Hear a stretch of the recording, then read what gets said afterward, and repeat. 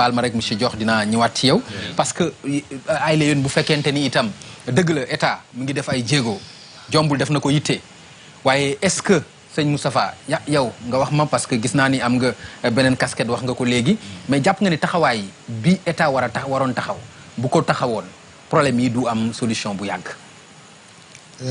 parce que état itam lu mu bëgg a def ñaare dina ko def. waa xëy na loolu moom da ci am loo xam ne xëy na ci seen tolluwaay ak ci fi nga xam ne nii fi la seen capacité de réaction nekk.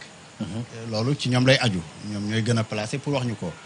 ah mais non yow mi nga xam ne yow citoyen nga dëkk Touba kilifa nga fi maa ngi ñëw.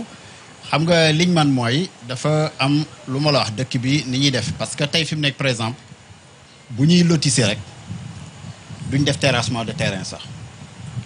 ba problème yii ñuy tuddee mbënn nga xam ne man wallaa koy tuddee di bari parfois nga xam ne ni plateforme ni nga ko fekk rek noonu ngay dëkkee ki nekk ci xuur day nekk di jéem a sëkkal boppam ak mbalit ainsi de suite mu amaat beneen effet bu muy am boo xam ne ndox mi dootul mooy li ma wax rek kon mooy dëggal que askan bi itam am nañ ci wàll waaw am nañ ci wàll ndax xam nga dëkkin ndax am na foo xam ne buñ aménager terrain ca sëriñ bi bëggul ne day jox kenn terrain di ko jaay wante dafa leen di may ñu dëkk ku bëgg a ñëw dëkk nga dëkk kooku it am na yenn frais supplémentaires boo xam ne boo ko defee danañ ko tuddee njaay sax ca du jaay muy ca frais de bornage ca lañ cay def ak yu demee noonu kon loolu moom amu fi benn bi ci des état moom ñun duñ ne deful li mu war a def mi ngi def li mu war a def mi ngi koy man ñu ngi koy gunge maa raxmati bi mu ñëwee da koy gunge léegi nag li ma la waxoon en amont mooy c'est-à-dire ñoom lii ñu la wax parce que daaw bi ñu jógee ci màggal gi rek dañu xool ne seetlu fi nga xam ne bari na fu manqué ndox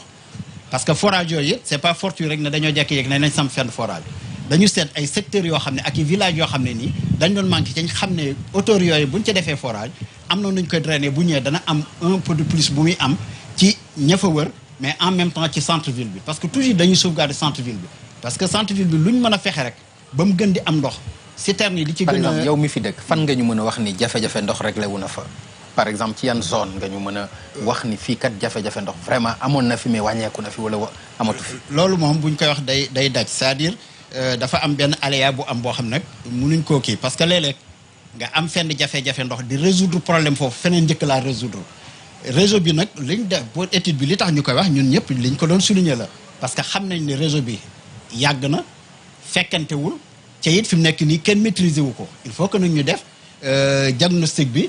def auditu réseau bi pour xool nag yan aménagement lañ def ak yan secteur pour mu yokk ci biti ak it pour mu renforcer wu ci biir parce que it maanaam lu production bi doy ci réseau bi mel noonu na mu war a mel it dana am jafe-jafe kon programme yi fekkante la loolu da ciy àgg kon état mi ngi ci def lim ci war a def yaakaar naa mi ngi taxaw defoon nañ plan d'urgence plan d'urgence bi respecté nañ ko parce que mesure yi ñu ca waxoon yépp jël nañ ko def nañ ko ñi ngi def ci étude bu étude bi noppee ñu def ko dafa am loo xam ne nag toujours nit ñi ngi koy questionné waan loolu ci diggante ñaari kilifa la muy temporel bi ak spirituel bi dëkk bi dafa am borom am ku ko moom moo xam li askanam attan li njabootam attan ak liñ attanul état bi ñëw di ko ci jàppale di ko ci taxawle parce que xam nañ ne ku fi nekk rek état moo la war a jàppale ndax jóge na ci dëkk ñëw ca dëkk boobu am na lum la fa wàcce ñëw sëppeel ko ci Touba kon Touba am na matuwaay boo xam ne ak yitte joo xam ne war nañ ko gën a jox sax donte jox nañ ko pour mu gën a yokk ndax bari li ma la wax rek mooy dara boo ko bëggee dab. c'est-à-dire man su ma comprendre dafay mel ni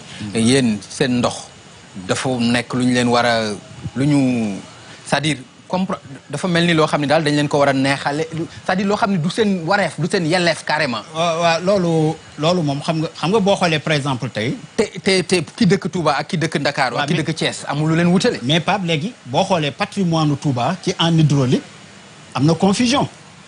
Dakar gisoo fa kenn ku fa bënn forage di ko jox état mu koy def te fii am na forage yoo xam ne Serigne Beko moom moo ko taalibi ko defal ci moo tax ñu defal ko kon loolu am na réseau yoo xam ne da ngay gis ku jekki-jekki joxe lu mat ay 30 kilomètres yoo xam ne de gros diamètre lay doon nga tëral ko ci maanaam day romb population yi ñu branché ci kon loolu dafa am loo xam ne patrimoine bi c'est partagé fi mu nekk nii kon loolu am problème nan la ñuy def li am solo mooy nañ la ñu fexe ba réseau bi baax na mu war a baaxee ñu koy gunge. d'accord beneen bi ci des it am na loo wax ci njëlbeen gi. parce que nee nga Dakar am na jafe-jafe ndox. bien sûr waaw. te ña ngay fay. waaw kon jafe-jafe waru foon am ba ñuy fay. loolu dëgg la beneen ba ci des buñ ne ndox mu baax boo demee ak Kaolack feneen ak feneen. ba moo waraloon facture bi dafay cher. ba moo waraloon ñu naan ci ferlo bi nañ fa jëlee ndox def ko ci centre pays bi. pour au moins ñu am eau potable.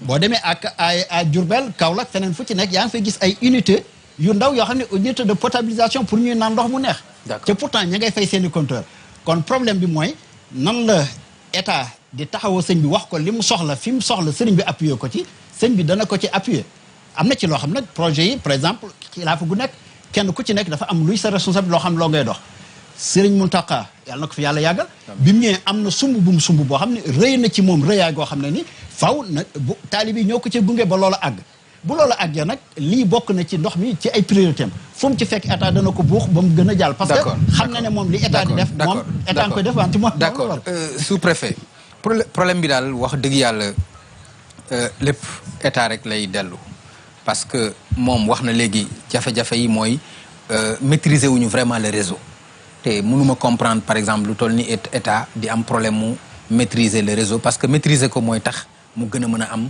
solution lan moo mën a tere par exemple état mën a comprendre carrément réseau ndox mi ak fu jafe-jafe bi am su ko defee saafara yi mën a gaaw.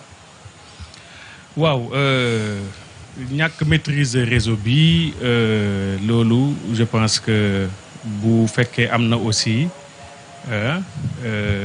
état mi ngi koy càmbar parce que effectivement donc comme ni ko sëñ Moustapha waxee réseau bi dafay réseau bu yàgg donc boo xamante ni bii xëj na biñ ko fi def am na ay dizaine d'années. boo xamante ne bii am na fi. mais est-ce que loolu du dëggal li nit ñi wax rek volonté manque de volonté la ci. non loolu moom bëgguma ko dégg. waaw non doo ko mën a doo ko bëgg a dégg. waaw doo ko bëgg a dégg. mais est-ce que aussi loolu amu ci. déedéet manque volonté moom bëgguma ko dégg. parce que non xam naa ni doo ko bëgg a dégg. manque de volonté da nga koy wax koo xamante ni bii jéemul dara.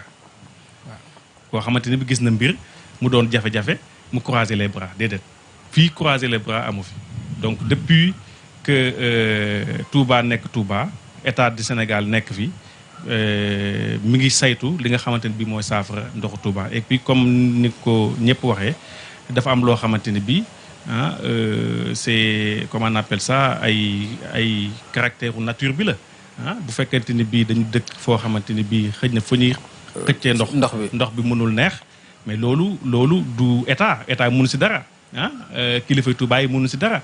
donc non état kay mën na ci dara état bi am yéene yi jël ndoxu géej gi def ko mu nekk ndox bu neex kooku ndox bi fii waru ko mën a jaaxal. waaw loolu mooy wane na état bi nga xam ni yéeneem bokk na ci jël ndox bi ndoxu géej. mu def ko ndox potable nit ñi mën ko naan. kooku ba mu waxee problème napp bi nga xam ni moo nekk fii. oui mais à la seule différence que géej jegewu fi. non waxuma loolu mais li ma bëgg a wax mooy. ku mën a def loolu. waaw war nga mën a jël ndox bii ngay am fii nga def ko ndox bu neex nga jox ko nit ñi. waaw te ci loolu sax xam nga si sama kàddu gu njëkk wax naa la ne bokk na ci maanaam vision état fexe ba lii nga xamante ni bii mooy problème mu ndox Touba ñu régler ko loolu mooy indi li ñu doon wax naan étude bi ak fexe ba jëlee feneen foo xamante ni bi ndox bu neex la pour indi ko Touba. donc mënuma gis état di def effort yooyu yëpp.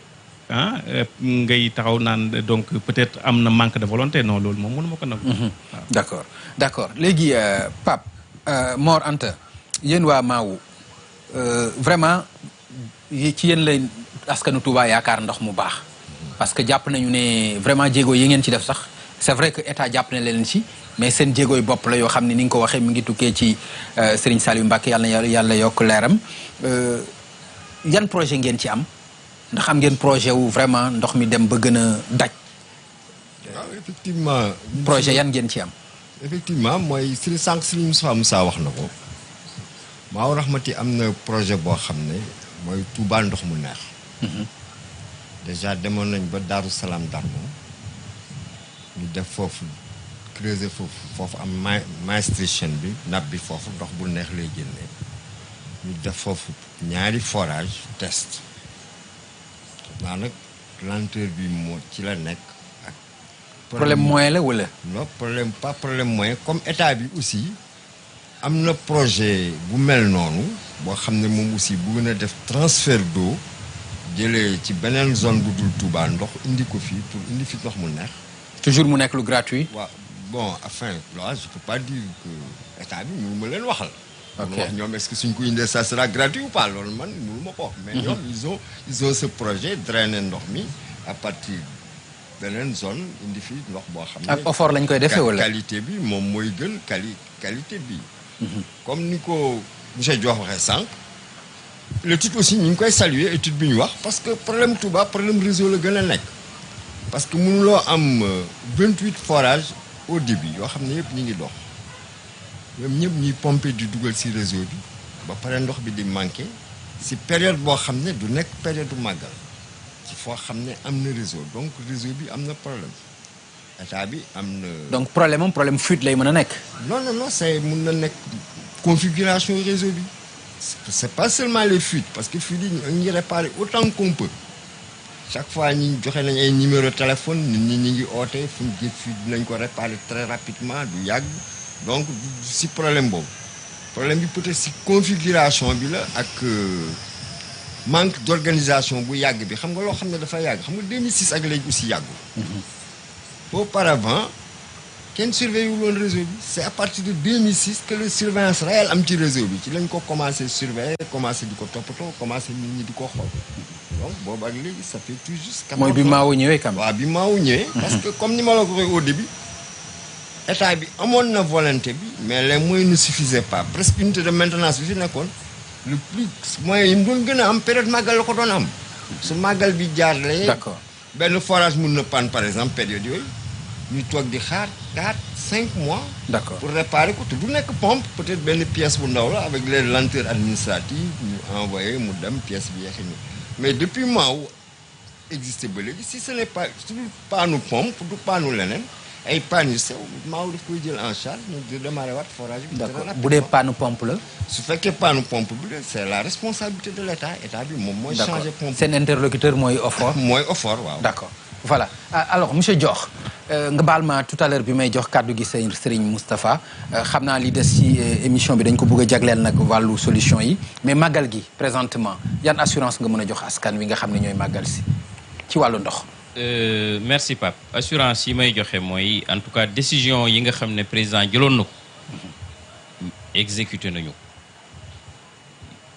tey boo seetloo ci màggalu daaw ñu ngi doon produire 112 000 mètres cubes par jour avec forage yu bees yi nga xam ne dinañ ko indi ci réseau bi dinañu am une production additionnelle de 14 000 mètres cubes jour mu yokk bu baax 14 000 donc bu boolee ci 112 000 muy 126 000 mètres cubes jour ñu yokk ci le fait que réhabilité nañu aujourd'hui le château d'eau de Ndamatou mu nekk 1000 mètres cubes de capacité loolu bu ñu ko defee ci réseau bi dina yokk également pression bi am na gox yoo xam ne également amuñu woon ay tuyaux extension de réseau def nañ foofu ay extension de réseau pour gën a yombal ndox mi nit ñi décider nañ aussi en rapport avec Maawu ci zone yi nga xam ne def nañ fa ay réseau yu bees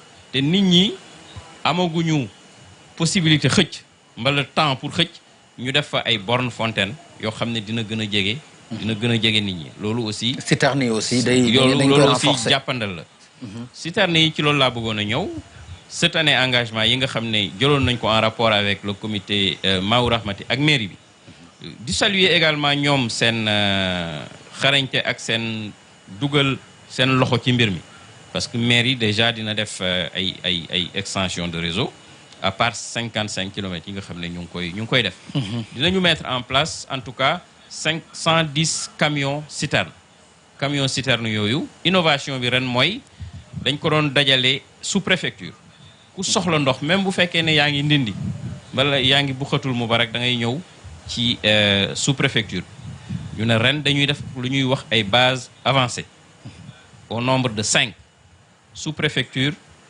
Ndamatou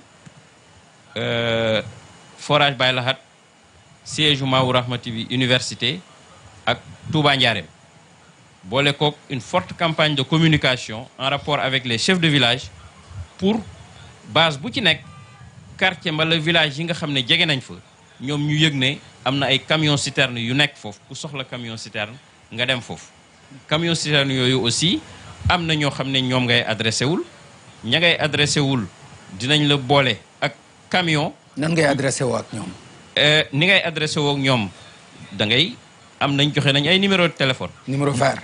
numéro téléphone personnes yi fa nekk. ok parce que base bu ci nekk dina am 4 personnes yoo xam ne ñoo fay nekk. d'accord. leneen li également mooy comme soriwul nit ñi mën nañu déplacer dem ci base yi. ok mais mieux dañu gis ne am na chauffeur yu bëri yoo xam ne miinuñu configuration Touba. moo taxoon ñu sollicité woon mairie bi pour mu jëlal ñu ay convoyeurs nekk ay ñu dynamique ñoo xam ne xam nañu dëkk bi dina ralentir dina en tout cas gaawal desserte bi. xam ne dinañu mën a jaarloo oto yi ba nga xam ne dinañu gagner en gain. loolu bu ñu ci boolee kuy màggal si indi sa ndox bi ngay naan yaakaar naa ni. kon multiplier aussi daanaka noonu la ñuy màggal see yu bëri. multiplier aussi point de puisage yi fi nga xam ne foofu la camion yi war a jëlee ndox non seulement multiplier ko mais gaawal ko parce que bassin bu ci nekk dañ fay def ay pompes yoo xam ne en 5 minutes. d'accord dinañ mën a feesal camion bi. merci defe naa loolu. bu ñu ko defee. boole ko ak économiser ndox mi comme ni nga ko waxee sànq.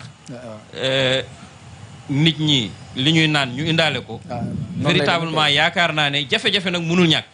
mais loolu bu ñu ko defee am naa yaakaar ne jafe-jafe yi dina wàññeeku bu baax a baax. d'accord alors sëñ Moustapha ci solution dañu nekk nag aussi ci jamono mbas. ku doon soxla ndox xam nga ni tey jii la Waalo gën a aay wax dëgg yàlla. ku ko ñàkk dina nekk jafe-jafe ci jamono bi nga xam ni dafa laaj set laaj sell comité d'organisation bi yan jéego la ci def ak lan la mën a dalale xelu askan wi nga xam ni ñoo fa seeni màggal si lan ngeen ci def. waaw day am tuuti lu ma lay préciser foofu rek boo nee kuy màggal si indaale sam ndox mi moom mi ngi ci dëkk bi di baawaan. ndax nañuy jëndee. non maa ngi ñëw. c'est-à-dire ndoxu Maawu Rahmati nga bëgg a wax. non ndoxu Maawu Rahmati ak yeneen ndox yi ci des yëpp parce que fii du Maawu Rahmati rek mooy produire ndox. ndox bu neex. waaw ndox mu neex boo demee ay nu rek nga jéggal ma ci publicité. non loolu du publicité ay nu koy. loo mën a wax ba nit ñi mën a jëfandikoo ndox bi rek am na beneen boo xam ne nii ndox la boo xam ne nii dañ ko. non mais bi ma koy wax. ci économiser bi laay wax. pour que mu gën a oyof. ci embouteillé waaw embouteillé mu gën a oyof laay wax léegi embouteillé kooku loolu moom xam nga configuration réseau bi moo tax ñu ne nañ ko étudier pour xool nan lañ ko gën a saytoo. beneen bi ci des nag am na ci dëkk yoo xam ne bu ñu leen di comparé ak Touba day doy waar ndax fële nee nga société ñoo leen yor fii nag sëriñ bi mooy jël ay nit état li muy def yëpp moo ko fi indi sëriñ bi di ko ci gunge. parce que sëriñ bi nit mënta doy lu dul responsabilité nga dem ba xam ne kii lim lay jàppale di la ko taxawu yow yaa ci war a jiitu nga ci def te apparemment rahmati aussi Touba ci kanam mi ngi fi léeg-léeg sax état. war a commande ay pompes ñu ngi ci def ay jéego ñu ngi ci def war a def ay commande parce que dal nañu ci Covid bi. ñu am problème wu lu ñuy transféré seen i pompe mu ñëw ci ñoom dafa am procédure bu ñu jaar ñi amul procédure bu ñu jaar nag ci mën a dem jënd ñooñu dañoo jënd relier foofu en attendant état que muy ñëw di leen ci fekk si. dañoo jàpp ne ñun lu fi état di def rek sëriñ bi la koy defal ca sëriñ bi lu mu koy defal taalibe yee tax ñu koy def kon taalibe yi ñoom ñoo ci awu sëriñ bi di leen ci gunge. kooku loolu moom loolu lay def matuwaay yi nga xam ne nag moom la wax ci comité d'organisation bi. mooy li ñu la waxoon ne que noonu la ñuy relier programme bi. en amont mooy lële di waajal. bu xasee ba ñëw nag dañuy xaw a détaché wu parce que comité d'organisation bi dafa am ñaari problème yu mu am. mooy di déglu taataan liy taxaw ci askan wi ndax xam nañ responsabilité bi mu am luñ ci mën a modéré ñu modéré ko luñ ci mën a facilité ñu facilité pour ñooñu am ci accès mais comité d'organisation day amaat beneen yittey boppam. boo xam ne ku fiy ganuk Serigne Touba nga xam ne tey Serigne bi moo war a ñëw di la ganale boppam comité d'organisation moo la yor. muy ñi nekk ci waañ wa muy ci nekk nangam yaakaar naa même journaliste yi xam nañ ci dara ñooñu nag seen matuwaay yi ñuy jëfandikoo comité d'organisation moo koy jël moo tax toujours bu ñëwee day am stock camion citerne yoo xam ne ñun dañ koy demande mu nekk ci disposition comité d'organisation bi loolu moom commission hydraulique moo koy chargé dañuy am koo xam ne moom la ñuy def chargé ci loolu ak des bases souples mu topp waañ yi te foofu citerne du fi mën a ñàkk parce que robinet bi dana yéexaay goo xam ne li ngay bëgg a satisfaire faaw mu am ay citerne yu lay renforcer pour nga am ndox mu xam ne doy problème hygiène nag naka jekk comité bi da ko daan bàyyi xel yaakaar naa abattoir bi ci ni ñuy abattre ci kii yëg yu yëpp denc yëpp dañ koy bàyyi xel ndax ñun bu màggal gi jàllee chaque mois danañ def réunion de comité d'accord bu màggal gi jàllee dañuy def par quinzaine dem ci CLD CDD ba CRD ba comité national lépp nag dañ koy suivre di ci seet lu ci doon manquement ñu ci durant année bi yëpp noonu ngeen koy jàpp non durant année bi durant année bi ren lañ ko yéex a def ak problème Covid mais bi ñu demee ba xam ne màggal gaa ngi jege si ñun dañ sëriñ bi dafa jiitu en conséquence ne nañ waajal googu nag xëy na bari woon na polémique mais ñun lañ ci jublu woon nañ waaj rek ndax ab armée moom da nga koy former balaa dem guerre ba bu guerre bi ñëwee mu xam nu muy guerre Effectivement. kon loolu la xam nga kon bu ñu waajulul woon loolu bu lii ñëwee dal ci suñ kaw d'accord dana indi beneen D'accord. problème Merci beaucoup. waaw kon loolu Jërëjëf. loolu lañ la wax rek ne la comité bi moom ci loolu lay taxaw D'accord. ci wàllu googu lay taxaw di faciliter lépp loo xam ne nii sous-préfet war na ko def cam amoon problème ak diggante askan wi wala yu demee na ñun dañuy daal taxaw Jërëjëf. ci suñu matuwaay Jërëjëf. bu dee effort noonu bu dee maawu noonu d'accord merci beaucoup